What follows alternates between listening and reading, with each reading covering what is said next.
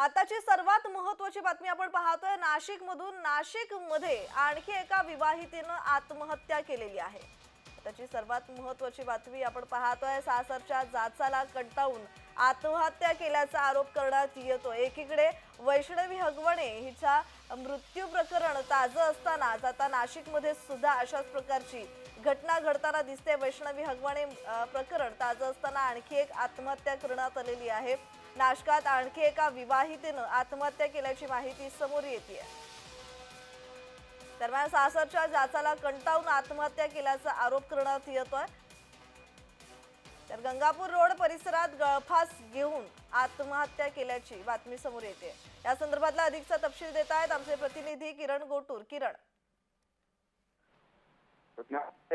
धक्कादायक ही बातमी म्हणावी लागेल। पुण्याची घटना ताजी असताना नाशिकमध्ये सुद्धा अशाच पद्धतीची घटना घडलेली आहे। एका विवाहित महिलेची छळ सासऱ्यांकडून करण्यात आलं आणि या छळाला कंटाळून ही महिलेने घरातच गळफास घेऊन आत्महत्या केल्याची ही संपूर्णपणे घटना घडलेली आहे। या सगळ्या संदर्भात नाशिकच्या गंगापूर पोलीस ठाण्यामध्ये सासरच्या लोकांच्या विरोधात प्रामुख्याने गुन्हा दाखल करण्यात आलेला आहे। अधिक चौकशी जी आहे ती पोलीस करताना बघायला मिळत आहे। जी धन्यवाद किरण, तुम्ही दिलेल्या माहितीसाठी।